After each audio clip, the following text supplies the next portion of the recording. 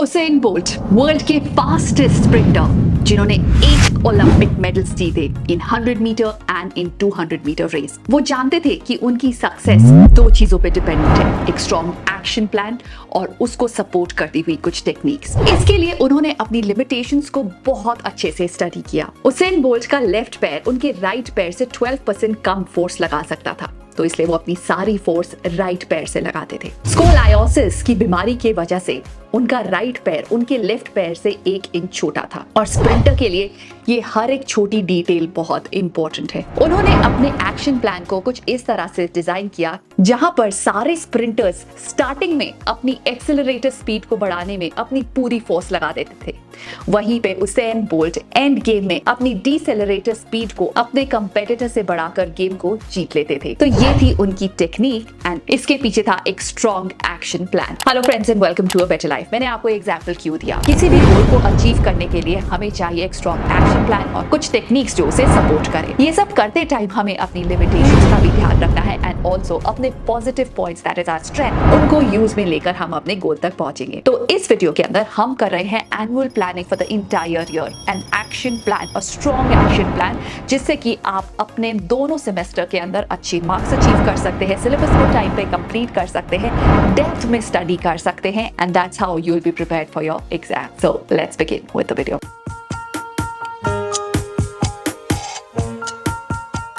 सबसे पहले I am gonna take you to a planner जो हमने बनाया था इन आवर प्रीवियस वीडियो, जिसके अंदर हमने मंथ्स को डिवाइड किया था into semester 1 and semester 2। It would look something like this. अगर आपने ये नहीं बनाया है so I leave the link in the description box and somewhere here so that you can go back to that video and you can refer to that planner, because इससे ही हम एक स्टेप आगे बढ़ेंगे in our planning phase. Alright, so इधर हम देख रहे हैं कि अप्रैल टू सितंबर हमारा होगा first semester and October to March होगा हमारा सेकंड सेमेस्टर।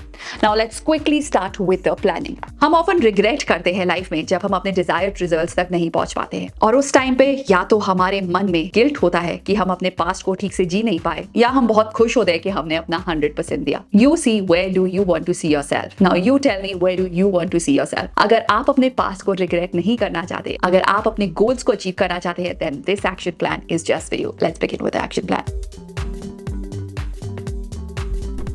अगर आप ग्रेड 11 या ग्रेड 12 में हैं और आपने कॉमर्स चूज करी है, so I want to tell you that you need to start preparing for it right away. Day 1 से ही अगर आप अपनी तैयारी करना शुरू कर देंगे तो लास्ट मोमेंट के प्रेशर से आप अपने आप को बचा सकते हैं। एंड अगर आप तैयारी करना चाहते हैं तो उसके लिए आपकी हेल्प करेगा कॉमर्स वाला बाय फिजिक्स वाला। Now they are introducing 2 batches, RM 2025 and RM pro 2025 batches for class 11th and Kautilya 2025 batch and Kautilya pro 2025 batch for class 12th student. This is a wholesome batch जहाँ पे accountancy, business studies, macroeconomics, statistics, core maths and even English सारे subject एक साथ cover होने वाले हैं, और वो भी घर बैठे बैठे ऑनलाइन मोड में। आरएम एंड कौटिल्य बैचेस में आपको मिलेंगे recorded lectures, notes and DPPs, live lectures, objective test. RM pro and Kautilya pro batches में आपको मिलेंगे इन सब के साथ साथ hard copies of the books, master test series with evaluation के साथ और भी बहुत कुछ अमेजिंग मिलेगा। अब बात करते हैं प्राइसेस की। आरएम एंड कौटिल्य बैचेस की प्राइसिंग है 12,000 जो रिड्यूस होकर अब आपको 4,499 की हो गई है,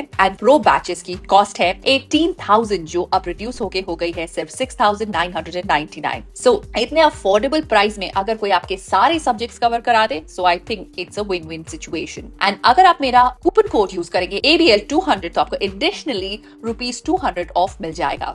तो जल्दी से बैच का लिंक डिस्क्रिप्शन बॉक्स में है, go ahead and register yourself.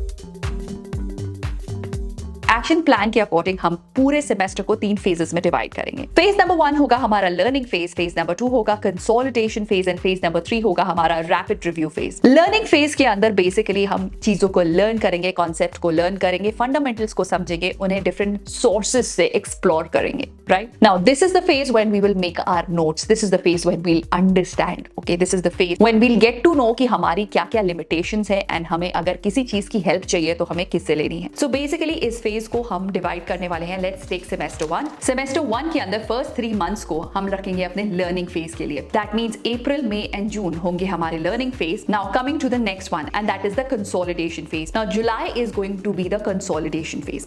Consolidation phase एक वो टाइम होता है जब आप अपनी रिविजन करते हैं। जितना आपने पढ़ा है उसको आप टेस्ट करके देखते हैं। सो सबसे बड़ी गलती जो 90% ऑफ द स्टूडेंट्स करते हैं वो ये होती है, उनका लर्निंग फेज इतना ज्यादा स्ट्रेच हो जाता है कि उनके पास कंसोलिडेशन के लिए टाइम नहीं बचता है, जिसकी वजह से रिवीजन ठीक से नहीं हो पाती है। एंड एग्जाम में देयर आर सर्टेन टॉपिक्स जो आपके माइंड में एकदम फ्रेश होते हैं, वेयर आर सर्टेन टॉपिक्स जिनको आप भूल चुके होते हैं जस्ट बिकॉज रिवीजन ठीक से नहीं हुई है। तो प्लानिंग इसलिए हम इस तरह से करेंगे right from the starting of the semester, ताकि हर एक चैप्टर को, हर एक टॉपिक को, हर एक पॉइंट को आप प्रॉपर अटेंशन दे पाए ना।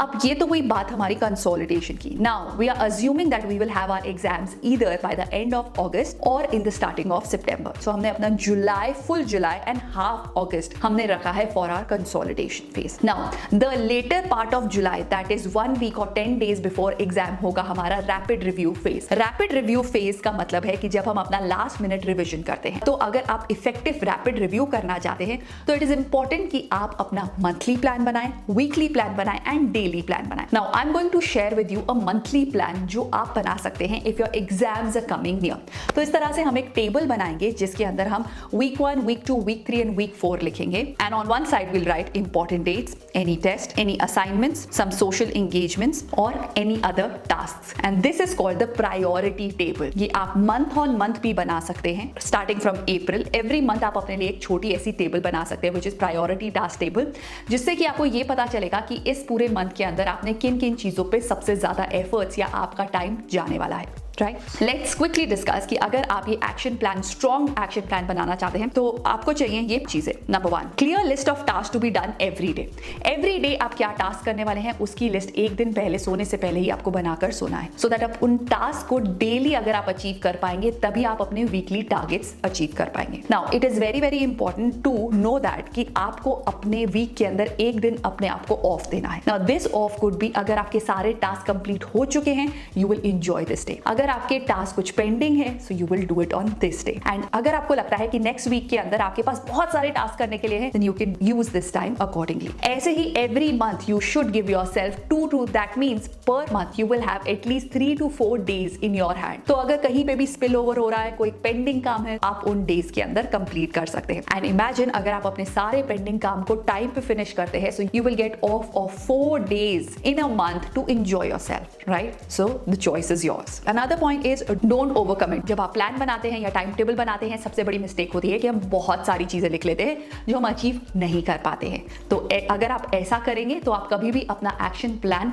एंड तक यूज नहीं कर पाएंगे। First, finish the easier task. Easier task को जब आप पहले फिनिश ऑफ कर लेते हैं तो you have a sense of confidence in you कि आप डिफिकल्ट टास्क को भी फिनिश ऑफ कर लेंगे। So always start with the easier task अगर आप एक टाइम टेबल को फॉलो कर रहे हैं तो। जब भी आप अपना एक्शन प्लान बना रहे होंगे तो आपको ये मिस्टेक से बचना है। नंबर 1, लर्निंग फेज को हम बहुत बड़ा नहीं करेंगे जिससे कि हमें हमारे कंसोलिडेशन के लिए इनफ टाइम मिले। नंबर 2, सारे दिन ऑक्यूपाइड नहीं रखेंगे एक वीक के अंदर, एक मंथ के अंदर। उसके अंदर हम अपने लिए कुछ ऐसा टाइम जरूर रखेंगे जिसके अंदर हम रिविजन कर पाए या कोई पेंडिंग वर्क है उसे कंप्लीट कर पाए, या अगर आपके फ्यूचर टास्क है उनको हम अभी ही एलोकेट कर पाए। बहुत इंपॉर्टेंट है टू आइडेंटिफाई कि आपके वीक स्पॉट्स क्या है, वीक सेक्शंस क्या है, कौन से ऐसे टॉपिक्स है जो आपके लिए इन फ्यूचर ट्रबल बन सकते हैं। उनको हैंडल करना और उनको अप्रोप्रिएट टाइम देना बहुत इंपॉर्टेंट है। ये तो था हमारा सेमेस्टर 1 का। Now let's quickly design semester 2 in the similar way. Now going forward, October, November and December होगा हमारा learning phase. January to Feb end होगा हमारा consolidation phase. Feb end to March होगा हमारा rapid review phase. Now quickly हम एक subject लेते हैं और सब्जेक्ट के अंदर हम देखते हैं कि कैसे हम इसे डिजाइन करने वाले हैं। Now first step in this is to write down all the chapters. आपका पूरा सिलेबस लिख लेंगे। नाउ फर्स्ट सेमेस्टर के अंदर कितना सिलेबस आ रहा है उसको हम एलोकेट करेंगे, right. Now after this we are going to make a monthly plan. Monthly plan बनाने के बाद हमें अपने पूरे सिलेबस को कंप्लीट करना है इन 3 months, ओके। तो हम उसे उस तरह से एलोकेट करेंगे। नाउ इसके अंदर हमने week 1, week 2, week 3 and week 4 किया है। अब एवरी वीक के अंदर आपको एलोकेट करना है एक रिविजन डे, जिसके अंदर आपने जितना भी पढ़ा है वीक के अंदर उसे रिवाइज करेंगे and then you move forward. ऐसा करने से वीक ऑन वीक आप ट्रैक पे रह सकते हैं एंड मंथली गोल्स को अचीव कर सकते हैं, so that your action plan for the annual year और the full semester is in place, right? तो अगर आपको इस एनुअल एक्शन प्लान के अंदर कोई भी कंफ्यूजन है, so don't hesitate to reach out to me. I'll see you in my next video. Till then, take care of yourself and stay super duper productive. Bye bye. Subscribe for more such videos.